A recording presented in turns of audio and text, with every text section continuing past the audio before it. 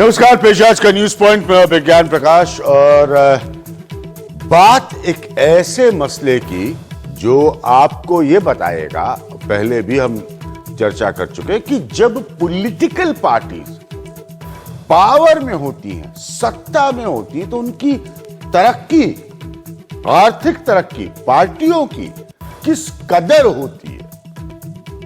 अगर कोई पार्टी सत्ता में है, तो मैं बड़ा दिलचस्प बात आपको बता रहा हूं, ये सब कुछ एडीआर के माध्यम से जानकारी निकली है, तो उसकी आमदनी में, पॉलिटिकल पार्टी की आमदनी में 40% का इजाफा होता है, 40% की बढ़ोतरी होती है। और जबकि आम आदमी की जो कमाई है, एक आम हिंदुस्तानी की जो कमाई है, वो घटकर 5.2% रह जाती है। ये पहली बार ऐसा नहीं हो रहा है, ये पहले भी देखा गया है कि जब कुछ नेता, जब कुछ पार्टियां सत्ता में आती हैं, तो इतनी जबरदस्त तरीके से उनकी तरक्की होती है आर्थिक की, कोई सोच नहीं सकता। कई बार तो इंडिविजुअल नेताओं के केस में देखा गया है कि कैसे वो अगर किसी पद पर आसीन होते हैं, तो कभी कभी तो उनकी अपनी दौलत जो है वो 100-200 गुना बढ़ जाती है। अब इस पर मेरे कुछ बुनियादी सवाल है, मेरा पॉइंट है, मैं जरा उन सवालों को पहले आपके सामने रखूंगा कि सत्ताधारी पार्टियों की कमाई क्यों बढ़ जाती है। ऐसा क्या चमत्कार होता है कि जब वो सत्ताधारी हो जाती है तो उनकी कमाई बढ़ जाती है। मेरा दूसरा पॉइंट है, इसमें सबसे ज्यादा कमाई अज्ञात स्रोत से क्यों होती है। ऐसी कमाई सबसे ज्यादा क्यों नजर आती है जिसका कि सोर्स क्लियर ना हो, साफ ना हो। तीसरा मेरा पॉइंट है, क्या देश में चुनाव सुधार कभी लागू हो सकेगा, क्योंकि चुनाव सुधार के पीछे पार्टियों के खर्च और फंडिंग का सीधा रिश्ता है। तो इसके अलावा मेरा एक पॉइंट है, देश में स्टेट फंडिंग से चुनाव फिर क्या कभी मुमकिन हो पाएगा।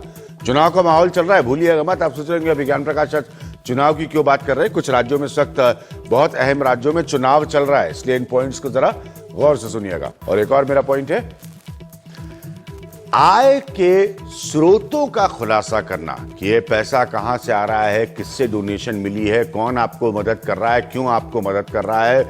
एक ऐसे समय में जब पैनामा पेपर लीक से बहुत सारे लोग जो हैं, बड़े बड़े नाम, उनको अपनी सफाई देनी पड़ रही है, तो इनको नहीं समझ में आता है, ये पॉलिटिकल पार्टीज को, कि वो बताए कि ये स्रोत क्या है। इनको वो सीधे तौर पर इसका खुलासा क्यों नहीं करते। तो ये मेरे पॉइंट्स हैं, मैं लगातार इसको चर्चा के बीच में चलाता रहूंगा। जगदीप जी हमारे साथ मौजूद हैं, आप सब जानते हैं, आप लोग ये मेहनत करके एडीआर से ये जानकारियां इकट्ठी करते हैं। और हमारे साथ भारतीय जनता पार्टी के मेघवाल साहब मौजूद हैं। अब क्लीन पॉलिटिक्स की, साफ सुथरी राजनीति की बड़ी दलील दी जाती है, बड़ी बात कही जाती है। ये कोई क्लीन पॉलिटिक्स का किसी भी दायरे से उदाहरण नहीं है। जगदीप चोपड़ा साहब, कभी भी पॉलिटिकल पार्टियां अपनी फंडिंग के सोर्सेज बताएंगी? ये मैं क्या बताऊं। हाँ, ये तो मैं पूछ रहा हूं क्योंकि आपने इतना उस पर आकलन किया है, रिसर्च किया है। पार्टियां ही बताएंगी। और ये अभी 23 मार्च 2016 को दिल्ली हाई कोर्ट का कहना है कि 40 साल से ज्यादा हो गए। ये इस जजमेंट का पहला सेंटेंस है। More than 4 decades ago, while noting the distortions that large contributions of money made to political parties and candidates could bring about to the electoral process, the Supreme Court observed। Delhi high court 26 मार्च 2016 के फैसले में पहला वाक्य है कि 40 साल पहले supreme court ने कहा था। और आखिरी जो इसका वाक्य है वो ये है, considering that political parties are an essential part of our democracy and are dealing with large sums of public money, much of which is unaccounted, the proper auditing of the accounts of the political party is both imperative and critical to the conduct of free and fair elections. The above recommendations of the Law Commission of India should receive serious and urgent attention at the hands of the executive and the legislature if money power should not be allowed to distort the conduct of free and fair elections.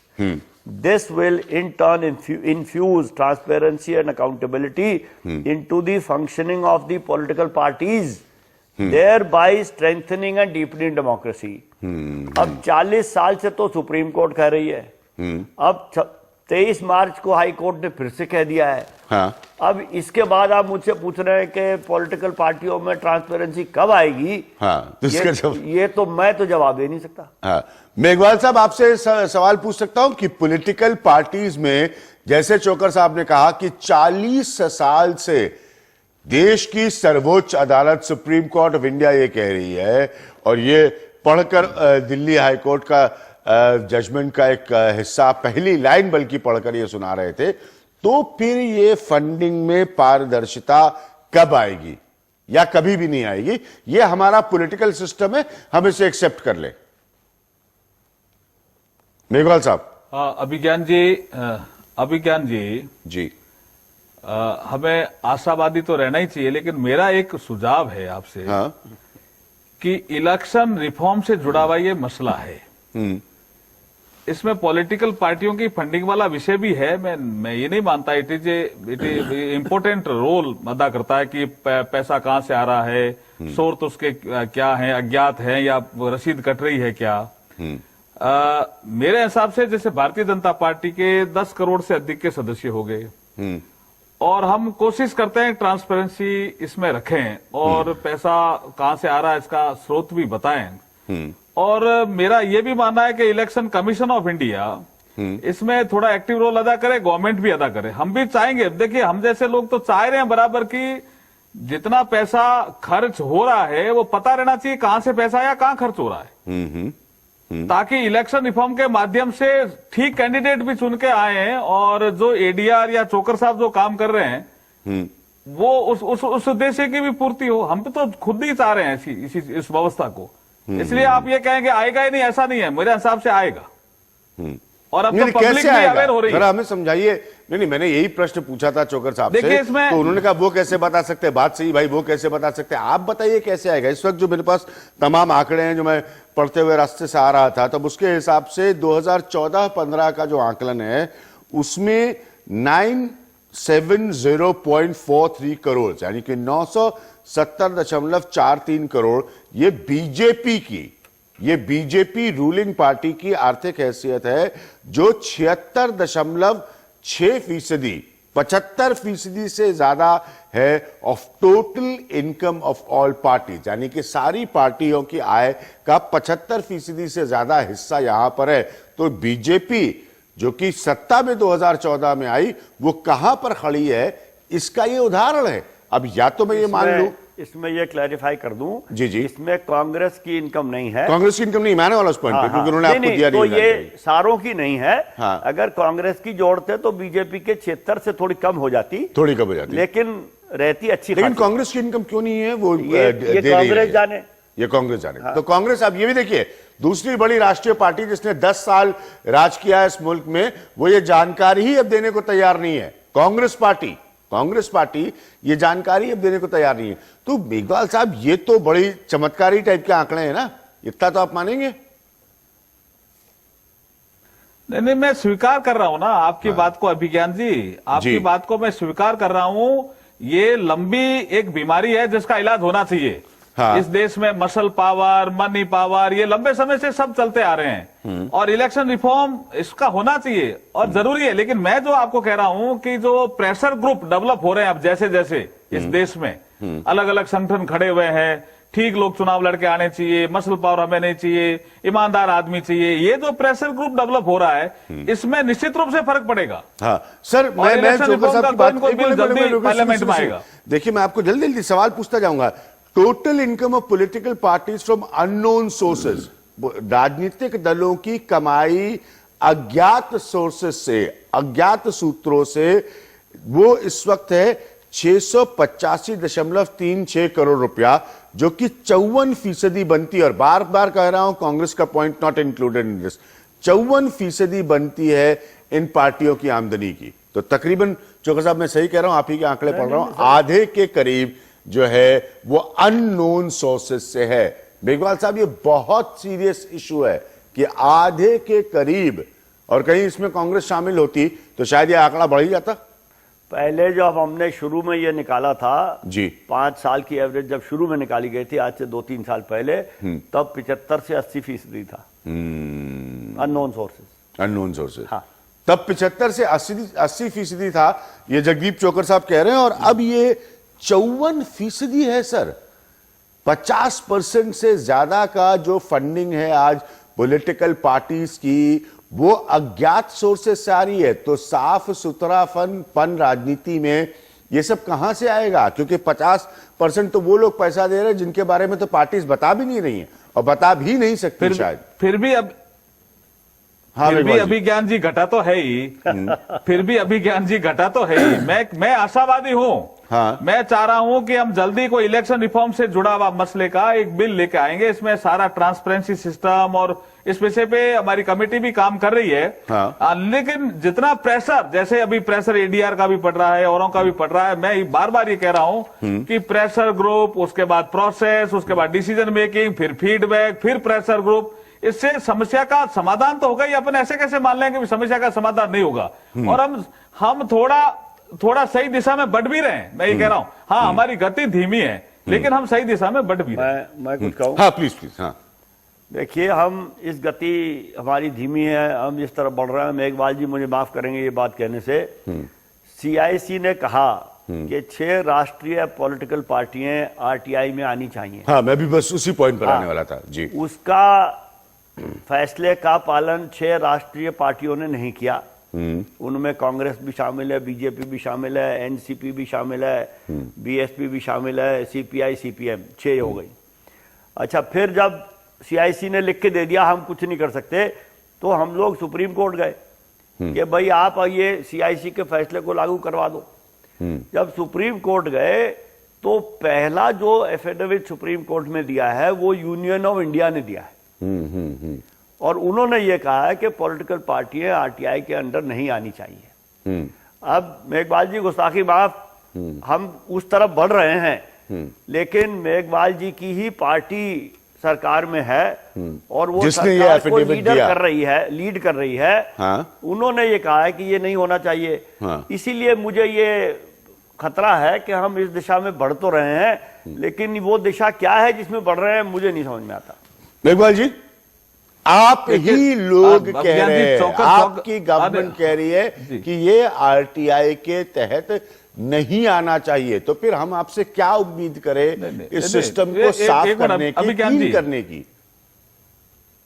अभिज्ञान जी, हाँ, ये जब RTI वाला विषय 6 राष्ट्रीय पार्टियों के लिए आया था, हाँ, तब चौकर साहब और हम भी एक डिबेट पे थे, हम साथ साथ पैनल में थे, मुझे पता है इसका। हाँ। हमारा उस समय भी ये कहना था, आज भी ये कहना है कि पॉलिटिकल पार्टियां ये आरटीआई के दायरे में आनी चाहिए, हम भी मानते हैं। ये फंक्शनल कैसे होगा? अगर सीआईसी या कोई और भी एजेंसी ये बता दे कि ऐसे फंक्शनल होगा, we are ready accept it, we are ready to accept. जब आप कहते हैं कैसे फंक्शनल होगा, जरा नहीं, जब आप कहते हैं कैसे फंक्शनल होगा, जरा स्पष्ट करिए। फिर कैसे फंक्शनल होगा? मतलब आरटीआई के दायरे में आना है, आरटीआई के दायरे में आना है। अगर कोई देश का नागरिक जानकारी चाहे तो आपको जानकारी हासिल करें। मैं कर रहा हूं। हाँ, बताइए सर। मैं कर रहा हूं। जैसे मैं राजस्थान से आता हूं। हाँ। राजस्थान में मान लो जैसलमेर या बाड़मेर डिस्ट्रिक्ट है। हाँ। वहां कोई मंडल अध्यक्ष हमारा है। हाँ। उसने कोई समोसे मंगाए, चाय मंगाई, कितना खर्चा हुआ साहब? ये फंक्शनल कैसे होगा सर? मैं ये समझ में नहीं आ रहा हूं।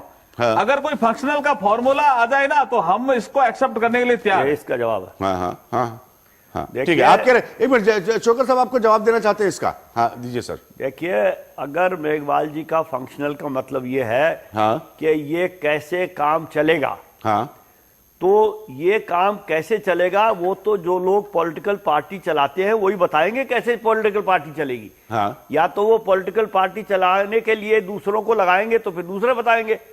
जो जब सरकार के ऊपर आरटीआई लागू हुआ था तो सरकार ने ये नहीं पूछा था हम इसको कैसे चलाएंगे। जब पार्लियामेंट ने ये सर्वसम्मति से पास किया था कानून, सरकार ने सबको ये नहीं कहा था कि हम आपको बताएंगे इसको कैसे लागू करना है। कानून संसद ने सर्वसम्मति से बनाया है, उसको लागू करना और उसको फंक्शनल करना पब्लिक अथॉरिटी का काम है। और पॉलिटिकल पार्टी अगर अपने अंदर कैसे काम चलता है वो हमें बता दें तो शायद हम उन्हें बता दें कैसे चलेगा। अब वो पता तो हमें है नहीं कि क्या होता है, जब पता लगेगा क्या होता है तो सही बात है।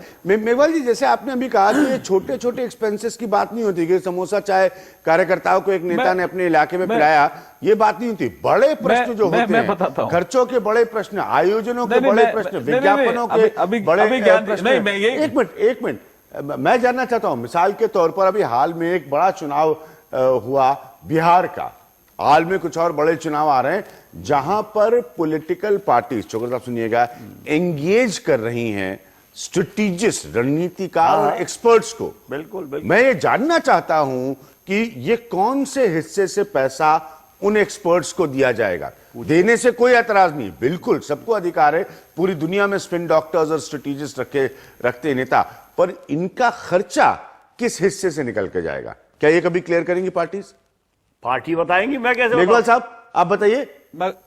अभिज्ञान जी, मैं बताऊं क्या अभिज्ञान जी थोड़ा सा? हाँ प्लीज बोलिए। देखिए तो चौकर साहब जो बता रहे थे, मैं उस सिस्टम को एक बता देता हूं। जैसे कोई डिस्ट्रिक्ट कलेक्टर का कार्यालय होता है, हाँ, इसमें डिस्ट्रिक्ट कलेक्टर हो गया, एसडीएम हो गया, तहसीलदार हो गया, वहां सब जगह कोई डिस्ट्रिक्ट इंफॉर्मेशन ऑफिसर बना हुआ है, तहसील इंफॉर्मेशन बना हुआ है, कोई नीचे भी कोई इंफॉर्मेशन ऑफिसर बना हुआ है, इसकी अपील यहाँ होगी, इसकी अपील होगी। पॉलिटिकल पार्टी में कौन आदमी इसकी इंफॉर्मेशन देगा और नहीं देगा तो क्या कार्रवाई होगी? मैं यही कह रहा हूं, फंक्शनल कैसे वो कोई सूचना दें, नहीं। तो हम तो इसके लिए तैयार है। मैं भी जो लॉ एंड जस्टिस कमेटी की मीटिंग थी जिसमें ये विषय आया था, मैंने इसकी वकालत की थी, लेकिन उस सबने कहा ये फंक्शनल नहीं हो सकता। ठीक है, फंक्शनल होने का कोई तरीका ढूंढ लें। हाँ? हम कोई डिबेट करके इस विषय पे पहुंच जाए कि ये ऐसे फंक्शनल हो सकता है, तो हम तो तैयार हैं इसको लागू करने के। अगर आरटीआई के दायरे में आने की बात है मेघवाल साहब, फिर मैं चोकर साहब से बोलूंगा जवाब दे, तो कुछ पॉइंट्स पर भी आ सकते हैं, पूर्णतः अगर नहीं आए कम से कम कुछ पॉइंट पे भी, कम से कम कुछ पॉइंट में आ सकते हैं, कुछ पॉइंट छूट सकते हैं। एक मिनट सर, इसमें जो सबसे बड़ा मसला है फंडिंग का लेकर, उस पॉइंट पर आए। लोग यही जानना चाहते हैं ना, पैसे का हिसाब किताब। देश में कोई इतना बड़ा मूर्ख नहीं है, इस देश की जनता को हमेशा दिल से सलाम। तो वो ऐसे नहीं, इतनी मूर्ख वो नहीं होगी कि वो सोचेगी कि अरे ये तो फला पार्टी को पैसे दे रहे हैं या फला पार्टी को फंड कर रहे हैं, इस इंटरेस्ट के साथ नहीं कि कल को वो पावर में आ जाए और उनका ध्यान रखे या उनका लाभ कराए। ऐसा नहीं होता सर, लोग समझते हैं इस बात को। चोकर साहब देखिए, मेघवाल साहब खुद ही कह रहे हैं कि डिस्ट्रिक्ट कलेक्टर के दफ्तर में, तहसीलदार के दफ्तर में एक इंफॉर्मेशन ऑफिसर होता है। हाँ।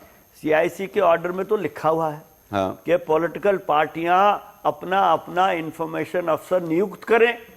पॉलिटिकल पार्टियां सचिव नियुक्त करती हैं, प्रधान नियुक्त करती हैं, स्पोक्स पर्सन नियुक्त करती हैं, दुनिया भर के कार्यभारी नियुक्त करती हैं। एक पब्लिक इंफॉर्मेशन ऑफिसर भी नियुक्त कर दे, उसमें क्या है?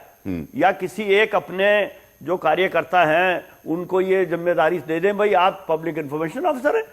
इतना बड़ा कारखाना है जहां करोड़ों रुपए खर्च हो रहे हैं, वहां एक आदमी को पब्लिक इंफॉर्मेशन ऑफिसर का काम नहीं दिया जा सकता। ये तो मुझे तो नहीं समझ में आता क्यों नहीं। मेघवाल जी, पॉइंट तो बड़ा सरल है कि आप एक public information officer political party बनाएं। एक आदमी का नहीं है विषय साहब।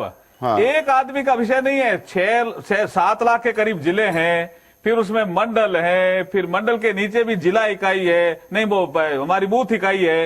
एक आदमी का सिस्टम नहीं है। अगर अब मैं यही कह रहा हूं, इसमें बहुत अच्छी डिबेट होनी चाहिए और लंबी डिबेट करके कोई हमें बताए कि ये ऐसे फंक्शनल हो सकता है। जगदीप चोकर जी कह रहे हैं आप एक आदमी इतने लोगों को इतना, अभी जो पॉलिटिकल लोग काम करते हैं उनको कोई पेमेंट नहीं करता, इसमें जिनको लगाएंगे क्या पेमेंट करना पड़ेगा या कैसे करना पड़ेगा, यही हम समझना चाह रहे हैं। नहीं, पर पैसे की अगर कोई एक मिनट मेघवाल जी, आप तो ऐसी बात कर रहे हैं जैसे पैसे की बड़ी पॉलिटिकल पार्टीज के पास कमी नजर आ रही है। पैसे की स्ट्रक्चर बनाने के लिए पॉलिटिकल पार्टीज के पास कोई कमी नहीं है सर। ये देखिए, आप स्ट्रक्चर बनाने को तो कह रहा हूं, एक मिनट कोई भी कांग्रेस से लेकर बीजेपी तक, कांग्रेस से लेकर बीजेपी तक जो नेशनल पार्टीज हैं वो लीड कर सकती है अगर वो स्ट्रक्चर बनाने को तैयार है। पैसे के खर्च में उस स्ट्रक्चर को तनख्वाह देने की सर सुनिए ना सर, उसकी कोई दिक्कत नहीं है। इन आंकड़ों से कोई दिक्कत नहीं नजर आ रही है, पर क्या पॉलिटिकल विल है पॉलिटिकल पार्टीज में आरटीआई के तहत आने की? प्रश्न यह है मेघवाल जी।